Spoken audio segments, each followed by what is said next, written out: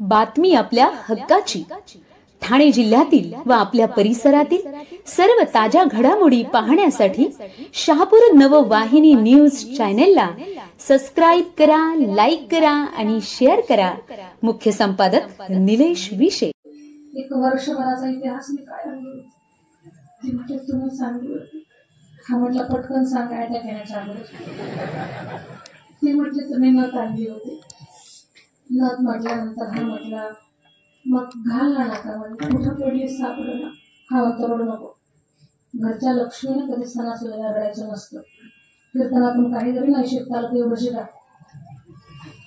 ही बाई माणसानं घरात मग आई असेल, पत्नी असेल, मुलगी असेल, बहीण असेल, भाऊजाई असेल, कोणी असू द्या, घरातल्या स्त्रीनं त्या घरातल्या लक्ष्मीनं कधीही घरात रडायचं नाही. माझ्या ताईंनो, घरात लक्ष्मी टिकवायचं तुमच्या हातामध्ये आहे. तुम्हाला वाटतंय ना आमच्या घराची उन्नती व्हावी, घरात आलेला पैसा टिकावा, सगळ्यांचं आरोग्य मनस्थिती चांगली राहावी असं वाटतं की नाही? तुम्ही हे सोपी सूत्र ज्ञानोबाने सांगितली आपल्याला. घराची प्रगती व्हावी याच्यासाठी काही सूत्र तुम्हाला सांभाळायची आहेत.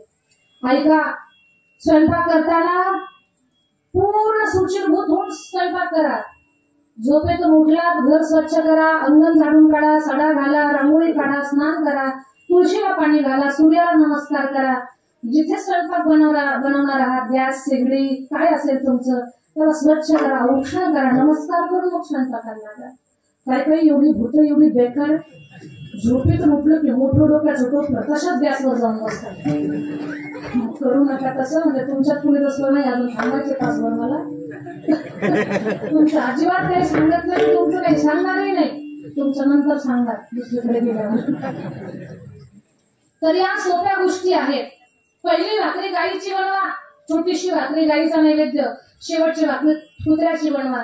घरातल्या लोकांना जेवढा स्वयंपाक लागतो त्याच्यापेक्षा 1-1.5 भाकरी तुमची जास्त शिल्लक असावी. का अतिथी देवो भव कोणी जर आला तर ही गृहस्थी जीवनाची शास्त्रसूत्र तुम्ही सांभाळली ना, तुमच्या एवढं सुखी कोणीच नाही ना. हे सगळ्याच रिवाजाच्या गोष्टी आपल्या पूर्वजांनी आपल्याला सांगितल्या. आपल्या जुन्या माता मावल्यांना कारण सांगता येत नव्हते पण शास्त्र सांभाळत होते. आता खूप शिकल्यामुळे आपण शास्त्र पायदळी तुडवण्याचं काम करतो. आपल्या परंपरा पायदळी तुडवतोय. याच्यामुळे आपल्याला सुख लागेना. कोट्यावधीचे बंगले आहेत पण रोज रोज दोघांची भांडणं आहेत. त्याच्या पाठीमागे कारण काय? त्या छोट्या छोट्या गोष्टी आपण जपल्या पाहिजेत, टिपल्या पाहिजेत. तर माझा मूळ विषय चाललेला होता की घरातल्या बाई माणसानं कधीही रडायचं नाही. खूप रडू अनावर झालं तर रडण्याचा तास घ्या स्पेशल. पण उगीच कोणत्या वेळेमध्ये रडू नका, त्याच्यासाठी सेपरेट वेळ काढा. पण असं शुभ प्रसंगी, मंगल प्रसंगी रडायचं नाही. हा माणूस म्हणतो अगं बंटीची आई नको रडू. ती म्हणते माझी नथ सापडा. हा म्हटला मी शोधू लागतो पण रडू नको. नथच सापडना. परेशान झाले दोघं पण नथ सापडत नाही. बाईचं ते रडणं थांबना. मग तो म्हटलाय बघ तू रडू नको, तुला पुढच्या सणाला 2 तोळ्याची नथ घेतो. ती म्हटली नाही मला या सणाला पाहिजे. तो म्हटलं कशामुळे? म्हटली मला सेल्फी काढायची. म्हटलं ठीक आहे तुला आत्ताच नथ घेऊन येतो पण तू काही रडू नको. त्यानं खिशातून फोन काढला. हॅलो सोनारामा, 2 तोळ्याची नथ तयार ठेवा, आलोय मी. तिच्या लक्षात आलं तर हे नथ आणायला जाणार आहे. ती म्हटली चहा ठेवू. हा म्हटलं मला जिवंत ठेवायचं असेल तर गॅस ठेवलं, पातेलं ठेवलं, पाणी टाकलं, दूध टाकलं, चहा पावडर टाकली, साखरेचा डबा खाली घेतला, साखरेचा डबा खाली घेऊन झाकून उघडलं, उंजळ भरून साखर घेतली. बाबा काय गमत सांगू तर साखरेतच त्याची मत जोरात चिळकली ती. याला वाटलं चिकटली शेगडी. काय झालं? ती म्हणते ना सापडली माझी. तुम्हीच चहा शिजवा तुम्हीच प्या. चाललं नाही आता. चहा शिजवायला बसवलं आणि ती वागलायला. दृष्टांत संपला. दृष्टांतातून एकच सांगायचं की जे लौकिक प्रेम आहे ना, हे व्यावहारिक प्रेम कधी वस्तूवर कधी व्यक्तीवर ते बदलत आहे. माणसाला सुख दुःखाच्या अनुभूती देते. पण भगवंता संदर्भातलं जे प्रेम आहे ना, देवानं भक्तावर केलं किंवा भक्ताचं देवाशी जोडलेलं ते प्रेम काय अनुभूत आहे. ते प्रेम मी तुम्हाला समजावून सांगते. हे व्यावहारिक प्रेम सांगितलंय, पण देव आपल्या भक्तावर किती सुंदर प्रेम करतो की त्या प्रेमाला साकारण्यासाठी माझ्याकडे तरी शब्द नाहीये. ते एका उदाहरणावरून सांगते मी तुम्हाला. विठ्ठल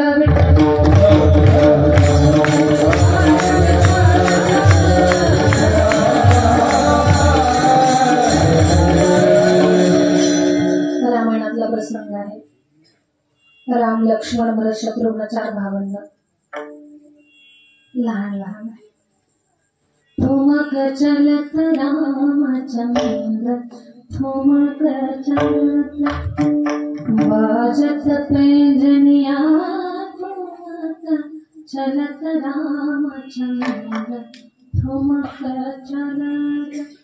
चालत चालत 4 भावंड राजभवनाच्या दरबारामध्ये आले आणि राम म्हणताय, लखन भरत शत्रुघ्न आपल्याला खेळ खेळायचा.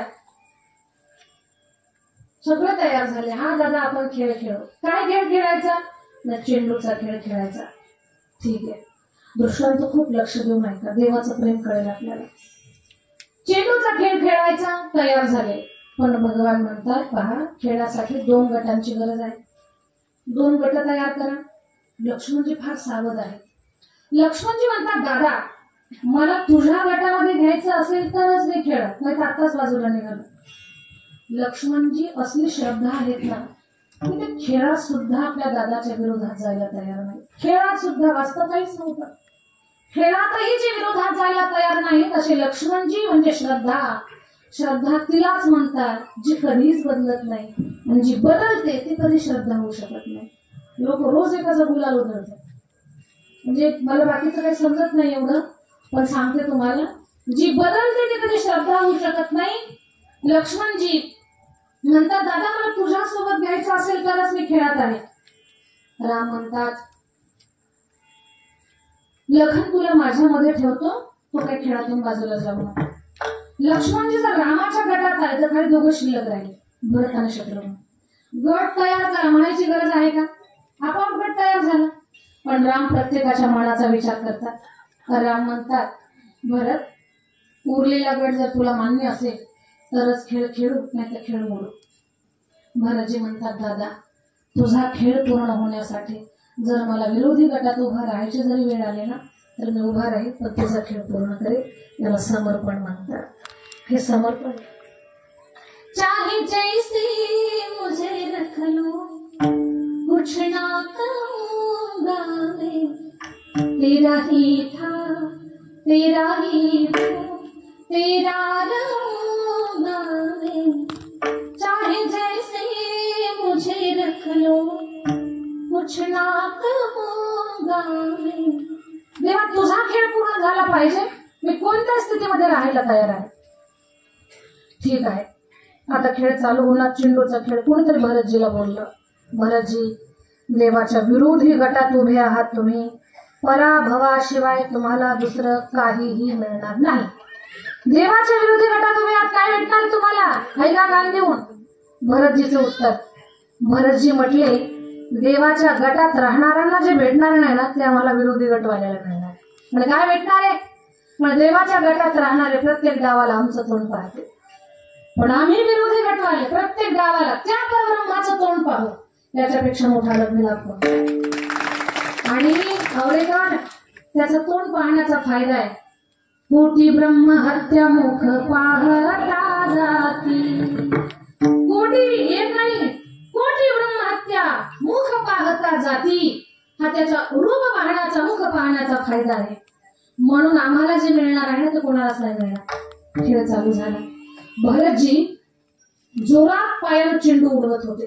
जोरात चेंडू रामाच्या जवळ जायचा आणि थोडा शांतरावर थांबायचा. राम चालत यायचे, चेंडू उचलायचे आणि भरताकडे फेकायचे. भरतजी आलेल्या चेंडूला पुन्हा जोरात लाथ मारायचे आणि रामापर्यंत चेंडू पाठवायचे, पण चेंडू रामापासून 2 हात दूर थांबायचा. राम पुढे चालत यायचे, चेंडू उचलायचे. ऐका बरं, कोणतरी भरतजीला म्हटलं भरतजी जिंकायचंय तुम्हाला? एवढ्या जोरात चेंडू मारता तुम्ही, जिंकायचंय तुम्हाला? भरतजी म्हटले मला जिंकायचंय म्हणून मी चेंडूला लाथ मारत नाही. मग या चेंडूला जोरात लाथ मारून मी परब्रह्मापर्यंत पाठवतोय. राम परब्रह्म आहे, तिथपर्यंत त्याला पाठवतोय, पण एवढं फुटक्या नशिबाचं आहे, जवळ जातो 2 हात दूर थांबतो. काही एवढे कम नशिबी असतात ना, देवाच्या जवळ ढकलले तरी देवापासून आमचा जीव उभे राहतात. मग देवाच्या जवळ पाठवूनही जे देवापासून 2 हात दूर राहतात ते लाखाचेच मालक असतात, म्हणून मी याला लाथ मारतोय. भगवंताला बोलले, भगवान तर तुम्ही पण लाथ मारा, भरतजी लाथ मारतायत तर. भगवान म्हटले, नाही, माझा भरत संत आहे, संताच्या चरणाला स्पर्श करून जो माझ्याकडे येतो, भले नाही पोहोचू शकला माझ्यापर्यंत, थकला थांबला, तर मी त्याच्यापर्यंत चालत जातो, हाच माझ्या भगवंताचा प्रेमभाव आहे. यालाच म्हणायचं माझ्या विठोबाचा कैसा करायचा ऐसा प्रेमभाव. भगवान स्वतः चालत जातात आणि भक्ताला. पूर्वदासाच्या बाबतीत काय केलं देवा, सावता महाराजांच्या चरित्रामध्ये काय केलं देवा, भगवान स्वतः चालत गेले त्यांच्याकडे. माझ्या विठोबाचा कैसा प्रेमभाव. आणि पहा ना, प्रेमाच्या वरामध्ये भगवान स्वतःचा देवपण विसरतो अर्जुनासाठी. तो त्याला भगवद्गीता सांगून अर्जुनाचा तर गुरु झालाच, पण तो जगद्गुरु बनला. कृष्ण म्हणजे जगद्गुरु. ज्या वेळेला भगवान परमात्मा हस्तिनापूर सोडून द्वारकेला निघाले, कुंती आत्या खूप रडायला लागली, कारण उत्तरेच्या गर्भाचं रक्षण केलं हे तिच्या लक्षात आलं. कुंती आत्या म्हणते, देवा आज कळतोय मला, आतापर्यंत तुला माझ्या भावाचा मुलगा असं म्हणत होते, पण आज समजते मला या पूर्ण सृष्टीचा करता धरता चालक मालक तू आहेस. लाक्षागृहात जळताना माझ्या लेकरांना वाचवणारा तू आहेस. विषाचे लाडू खाऊ घालूनही माझ्या भीमाला जिवंत ठेवणारा तू आहेस. महाभारताच्या युद्धातून सही सलामत वाचवणारा तू आहेस. आणि आता माझ्या वंशाचा देवा जिवंत ठेवणारा सुद्धा तूच आहेस. आता कळतंय मला भगवान की तूच आमचं सर्वस्व आहे, तू या जगाचा विधाता आहे. सगळं काही बनवणारा, घडवणारा, मोडणारा आणि तयार करणारा सगळं तूच आहेस. ही स्तुती केली आणि भगवान म्हणतात, आत्या आता थांबतोच मी जरा 4-2 दिवस. तू एवढी भावूक झालीस, अगं तुझ्या भावाचा मुलगा आहे मी. देव असंच फसवतोस तू माणसाला, असंच फसवतो, पण आता काही फसणार नाही मी, ओळखले तुला. ठीक आहे आत्या थांबतो मी. काय पाहिजे, कुणाला जे जे पाहिजे ना ते मागून घ्या. युधिष्ठिराला विचारलं काय पाहिजे. युधिष्ठिरजी म्हटले, भगवान तुमची भक्ती आमच्या जीवनामध्ये राहावी आणि माझं सत्य हे माझ्या वाणीचं भूषण आहे ना, त्या सत्याला मी कधी पाठ फिरवू नये, माझ्या वाणीतून कधी असत्य येऊ नये, एवढी गोष्ट मला द्या. भीमदादाला विचारलं, भीमदादा तुम्हाला काय पाहिजे. भीमदादा बोलले, देवा असंही लोक मला खाऊ खादाड म्हणतात की सारखं खातो. ठीक आहे, मी खाणं हा माझ्या आवडीचा विषय आहे, पण मी प्रत्येक गोष्ट करत असताना, जेवण करत असताना, बसला असताना मला तुमचं स्मरण राहावं एवढं मला द्या. आत्या तुला काय पाहिजे. देवा अखंड संकट माझ्यावरती येऊ दे. आत्यासारखं मागणारच नाही कोणी. अखंड संकट माझ्यावर येऊ दे. ठीक आहे. अर्जुना तुला काय पाहिजे. देवा तू जो माझा गुरु आहेस ना, तर तुझ्याबद्दलचा हा जो माझा एक भाव आहे, गुरुबद्दल एक भाव असतो साधकाच्या अंतकरणामध्ये, तर हा भाव माझा कधी बदलू देऊ नको, तसाच भाव राहू दे, हे अर्जुनानं मागितलंय. भगवान परमात्मा भक्ताच्या बाबतीमध्ये आपणची देव होय गुरु. एवढंच काय माझ्या दादाने, भगवान भक्ताचं अंतकरण वाचतो. अभंगाचं दुसरं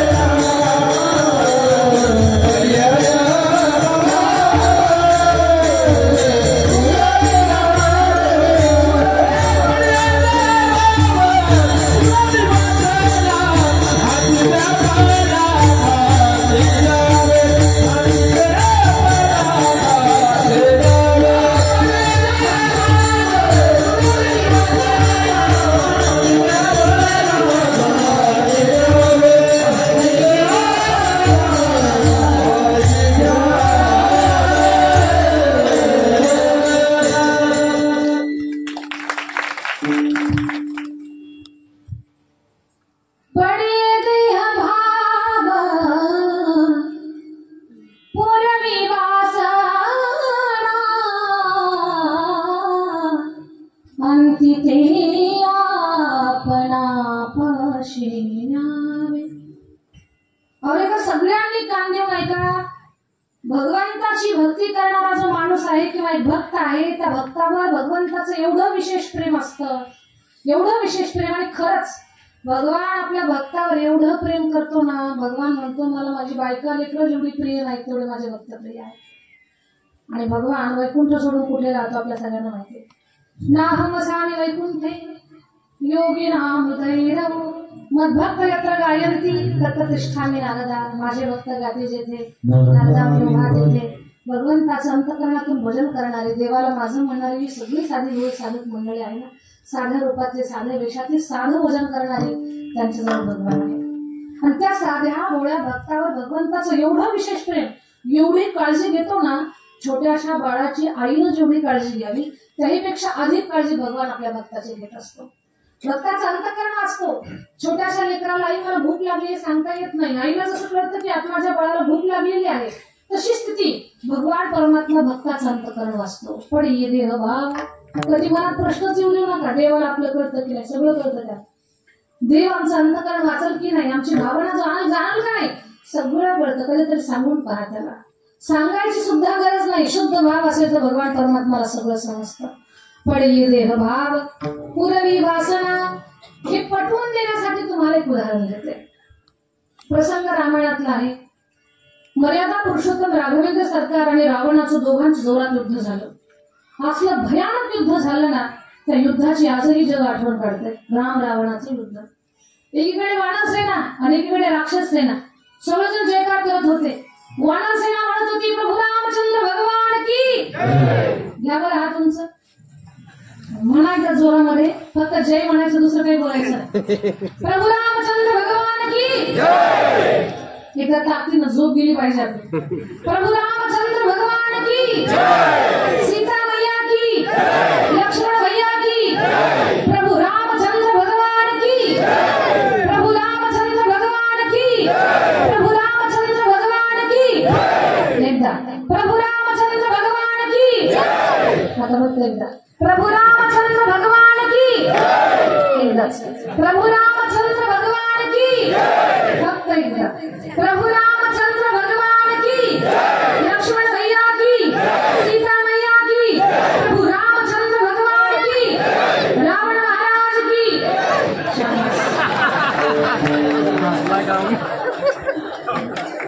मलाच प्रश्न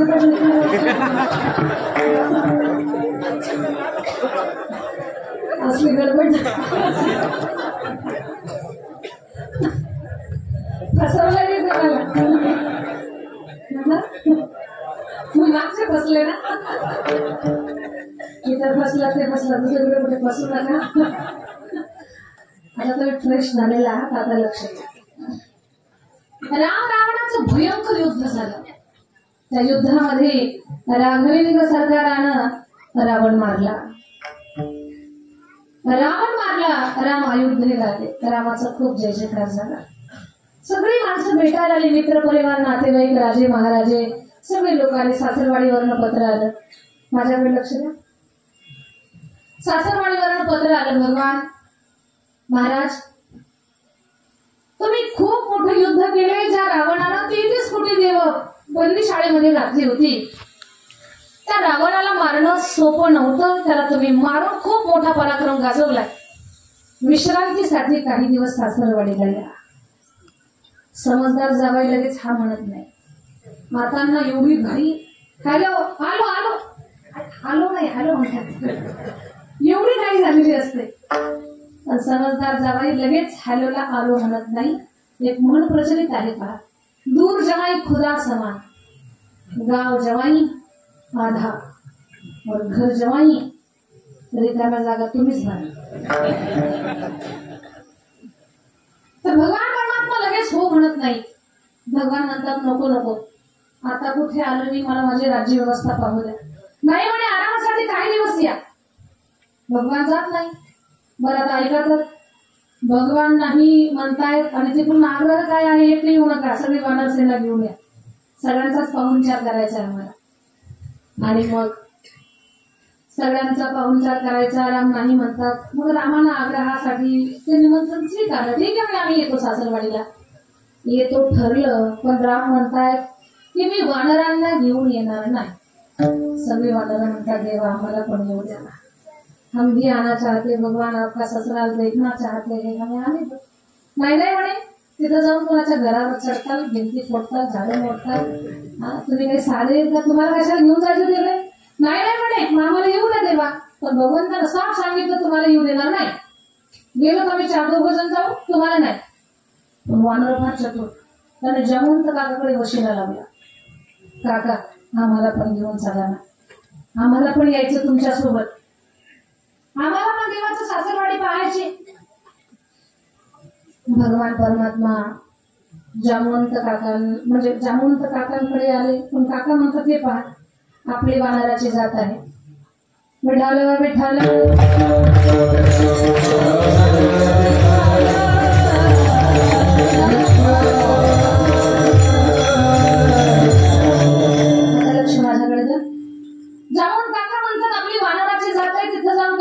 गडबड करताल, आपल्या देवाची मानहानी होईल, म्हणून तुम्हाला काही घेऊन जायचं नाही. सगळे वानर म्हणतात काका आम्ही तुम्हाला शब्द देतो, तुम्ही जी कृती कराल ना तीच आम्ही करू, एकही गोष्ट आम्ही आगाऊ करणार नाही, तुम्ही जे सांगाल तेच आम्ही करणार.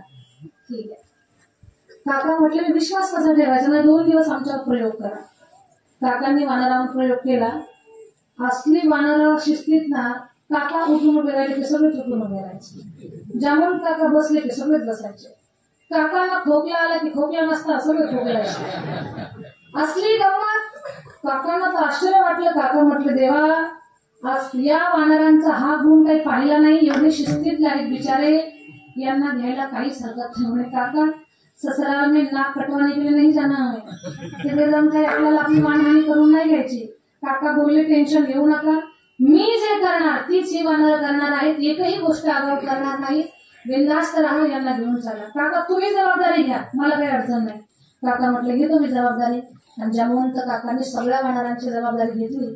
रामाचा रथ पुढे, पाठीमागे जामवंतजी, आणि जामवंतजीच्या पाठीमागे सेना, वानर सेना, सगळे एक हाताचं अंतर घेऊन ठेवून left right, left right. Jamwant काका जेवढा हात जामवंत काकांचा उंच जाईल तेवढाच हात उंच घ्यायचे. जो पाय काकांनी पुढे ठेवला तोच पाय पुढे ठेवायचे. काकांची शेपटीच तुटली का वानराकडून, काकांनी शेपटी खाल्ल्यावर घेतली, सगळ्या वानरांना शेपट्याच खाल्ल्यावर घेतली. काकांना कानाला खुजली आली की सगळ्यांनी कानं खाजवली, खुजली नसताना सुद्धा. काकांना शिंक आली की सगळे शिंकायचे, कारण नसताना. सगळे ही सेना पाहण्यासाठी लोकांची गर्दी होती. काय भारी सेना आहे रामाची. मिथिला नगरीमध्ये आले.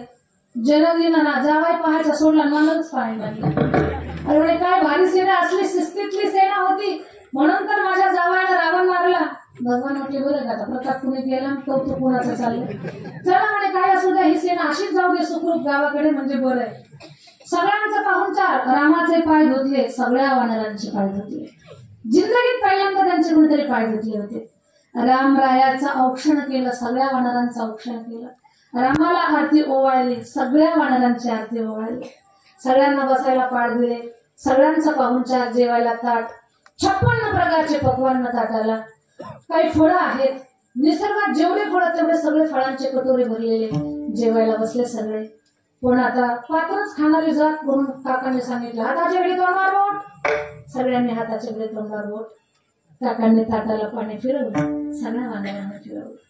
जे लाईनशील होते त्यांनी बरोबर फिरवलं, जे समोरून होते त्यांनी असं उलट फिरवलं, पण ताटाला पाणी फिरवलं. आता पहा जेवायला सुरुवात करणार. काका जसं जेवणार आहेत ना तसेच हे लोक जेवणार. कोण सगळे जाणार, एकही गोष्ट मनानं करणार नाही. आता काकांचं जेवण चालू झालं ना, रामरायाचं जेवण चालू झालं, जामवंत काका जेवायला चालू करणार. वानराची जात आहे, निसर्गात फळांची आवड असते. काकांचं तर लक्षच नाही, आपल्याकडेच पाहून जेवणार आहेत. मग काकांनी पहिला आंबा उचलला. सगळ्या वानरांना वाटलं पहिला आंबाच खावा लागतो. सगळ्यांनी आंबाच उचलला. आता काकांचं लक्ष नाही, आपल्या आंब्याकडे पाहून आंबे खाणार आहेत. काकांनी आंबा उचलला, योगावर तो आंबा थोडासा कमी पिकलेला होता आणि काकांना असा आंबा दाबून कोय तोंडामध्ये सोडायची होती, पण कमी पिकलेला असला कारणानं काकांनी जरा जोरातच आंबा दाबला. काकांचं लक्ष नाही, आता हे पण आंबे दाबला आहे. काकांनी आंबा दाबला. काका म्हटले हा आंबा कमी पिकलेला, या कोळीची एवढी हिंमत ती बाहेर निघत नाही. काकाने थोडा जोरात आंबा दाबला की कोळी उंच सटकली. काका म्हटले तुझी एवढी हिंमत, राम रावणाच्या युद्धात माझ्यासारखा योद्धा नव्हता आणि तू माझ्यापासून लांब जाते, थांब तुला पकडतो. कोळी पकडायला काका उंच उडी मारतात, काकाचं लक्षच नाही. आणि सगळ्यांना वाटलं की आंबा अशा पद्धतीने खायचा आहे, अशीच कोळी उंच फेकायची. काकांची कोळी उंच गेली की सगळ्यांनी कोया उंच फेकली. काका आंब्याची कोळी पकडायला गेले की सगळ्यांनी धडाम धरून उड्या मारल्या. हे याच्या ताटात, ते त्याच्या ताटात, हे याच्या अंगावर, ते त्याच्या अंगावर. असला गोंधळ आता एक ऑर्डर होतं ना तिथे 56 कोटी, गोलांगुल 72 कोटी, 20 ऑर्डर, 18 पद्मदळ, भारातले काही राहिले. प्रचंड गर्दी, कुणाचाच कुणाला मिळाला. एक जण काकाच्या ताटात येऊन पडला. मग काकाच्या लक्षात आलं हा पराक्रम काय चालला. भगवान एवढे लज्जित झाले, म्हणजे काका काय चाललाय हा प्रकार. काका लाजले, देवा आता यांना आवाज येतो पण कुणीच ऐकायच्या मानसिकतेमध्ये नाहीये, काय करावं. काका आवाज येतात, थांबा थांबा, पण ऐकताय कोण, सगळे कोळ्या पकडण्याच्या नादात आहे.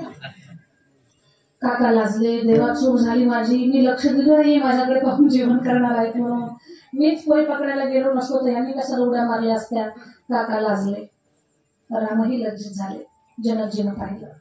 जनकजीनं रामाला जवळ घेतलं, हृदयाला लावलं, डोक्यावरून हात फिरवला.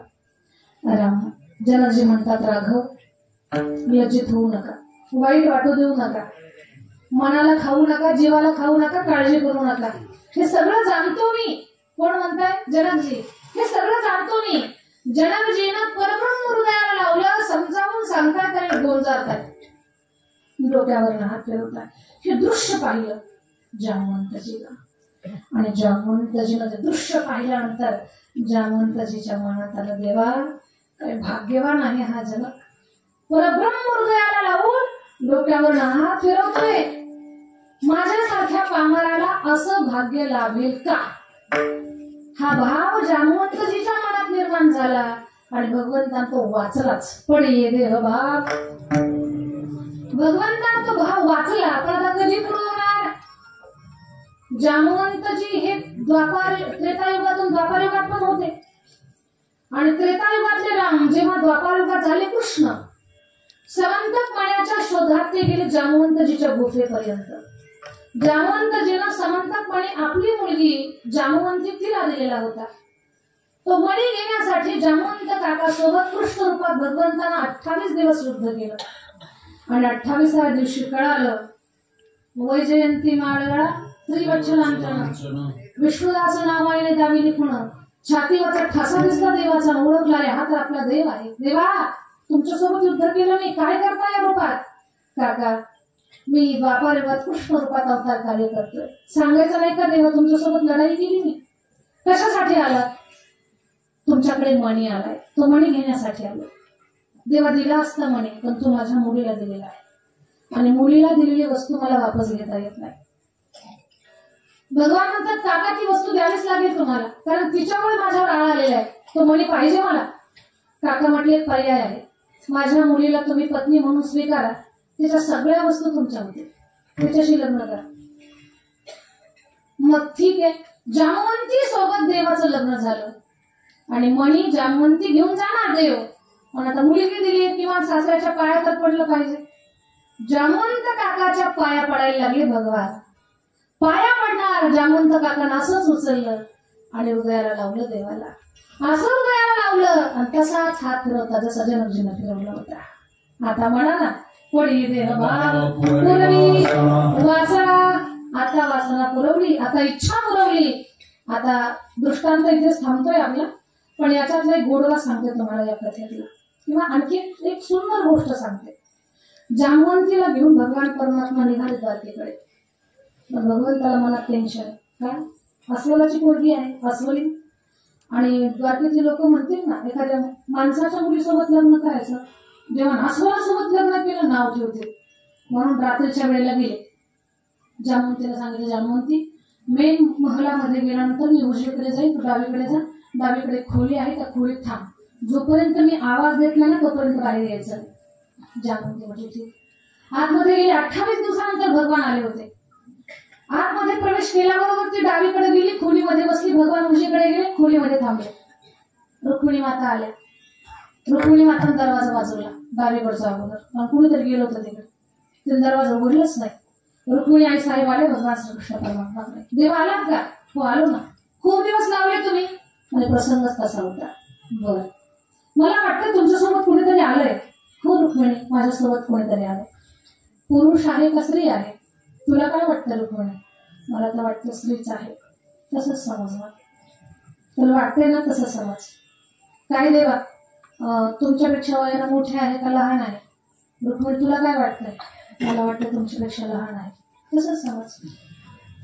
देवा, कोणी जवळ तिच्यासोबत काही नातं आहे का उगीच पाहुणे आणली? तुला काय वाटतं रुक्मिणी? मला वाटतं नातंच असलं पाहिजे. मग तसंच समज. देवा, काय नातं आहे तिच्यासोबत? काही माझी सोबत वगैरे आहे का? भगवान म्हटले तुला काय वाटतंय? ती म्हणते मला तसंच वाटतं. मग तसंच समज. ठीक आहे देवा, मी स्वीकारून चालते सगळ्या गोष्टी, पण किती वेळ मी तिचा दरवाजा वाजवला, ती तोंड का दाखवत नाही? एवढी काय अप्सरा लागून गेली का? भगवान मनात म्हणतात ती अस्वली आहे पण बोलत नाही. रुक्मिणी ती एवढी सुंदर आहे की ती सहज कोणाला चेहरा दाखवू शकत नाही. एवढी सुंदर. अगं रुक्मिणी ती एवढी सुंदर आहे, एवढी सुंदर आहे, तिच्यापेक्षा सुंदर या पृथ्वीवर कोणीच नाही दुसरे. रुक्मिणी माता म्हटलं माझ्या एवढी सुंदर? रुक्मिणी ती खूपच सुंदर आहे, एवढी सुंदर आहे, खूप सुंदर आहे. रुक्मिणी आई साहेब एवढ्या रागात आल्या. रुक्मिणी आई साहेब म्हटलं ठीक आहे, माझ्यापेक्षा सुंदर, एवढी सुंदर अप्सरा, मी तिला शाप देते की तिचं सौंदर्य कमी कमी कमी होईल आणि ती माझ्या एवढी सुंदर बनल. शाप देते मी तिला, तिचं सौंदर्य कमी कमी होईल आणि ती माझ्या एवढी सुंदर बनल. भगवान म्हटले ओके, काम झालं, चल तुला दाखव. तिला घेऊन गेले भगवान आणि सत्यभामेचा तो दरवाजा वाजवला. सत्य हिचा जामवंतीचा. जामवंती दरवाजा उघड, आता मी आलोय. घबरण्याचं काही कारण नाही. जामवंतीनं दरवाजा उघडला. माझ्या दादांनो, खरंच रुक्मिणी एवढी ती सुंदर बनलेली होती, तिचं अस्वलाचं रूप संपलेलं होतं. तर या दृष्टांतातून मला एवढंच सांगायचं आहे तुम्हाला की भगवान भक्ताचं अंतःकरण वाचतो. एका अस्वलाची इच्छा देवानं पूर्ण केली. अस्वलाची. आपण माणसावर आपली काय इच्छा पूर्ण करणार नाही, आपला का भाव जाणणार नाही, पण त्या अस्वला एवढं आपलं मन शुद्ध निर्मळ पाहिजे, मग तो भाव वाचतो. पडिये देह भाव पुरवी वासळा. जर त्यानं अस्वलाच्या मनाचं चिंतन करून त्याची इच्छा पूर्ण केली असेल तर आपण दोन हाताचे दोन पायाचे चालते बोलते मनुष्याकृती भक्त मंडळी आहोत. भगवान आपलाही मानस पूर्ण करेल, पण त्या पटीत आपला भाव शुद्ध असला पाहिजे. आणि ते आपणा पाशी झाले. भगवान काय करतात? मागे पुढे उभा राहे सांभाळीत आली आघात निवार्या. द्रौपदीचं वस्त्रहरण चाललेलं होतं. कोण वाचवणार होतं त्यांना? चिडली द्रौपदी. उशीर का केला असतो देवा? लवकर यायचं ना. आपल्या सगळ्यांना माहिती. भगवान म्हटले तो हाताने पदर पकडला, मला वाटलं तुझे हात बळकट आहे. तू दातांनी पदर पकडला, मला वाटलं तुझी दात मजबूत आहे, म्हणून लवकर आलो नाही. तसं नाही देवा, तू लवकर यायला पाहिजे होतं. अशा प्रसंगी काही एखाद्या बाई माणसाची परीक्षा घ्यायची असते, लवकर यायचं ना तू. रुक्मिणी द्रौपदी ठीक आहे, तुला असं वाटतंय की मी लवकर यायला पाहिजे होतं, पण माझा प्रश्न ही वेळच तुझ्यावर का आली? ती म्हणते खरंच देवा, माझ्या पतींचा तू राखणकर्ता रखवाला आहेस, मग अशी वेळ का बरं आली आमच्यावर? एक चूक झाली द्रौपदी. ज्या वेळेला जुगाराचा डाव बसला होता, तुझ्या पतीकडनं एक चूक झाली. दुर्योधन बोलला की आमच्या वतीनं फाशी आमचे मामा टाकतील. तुझ्या 5 पैकी पतीपैकी एकाला तरी म्हणायचं होतं आमच्या बाजून आमचा श्रीकृष्ण फाशी टाकला. तुमचा पराभव झाला नसता, तुझ्यावर ही वेळ आली नसते, तुझ्या पतीची चूक आहे. मला एकच सांगायचं, ही वेळ आली तरीही भगवंतानं सगळ्यांना वाचवलंय. द्रौपदीचं रक्षण केलं, अर्जुनाचं रक्षण केलं, सगळ्यांचं रक्षण केलं. हा भगवंताचा भक्तांच्या बाबतीतला हा स्वभाव आहे देवाचा. भक्ती करणाऱ्या माणसानं कधी स्वतःला एकटं समजू नका.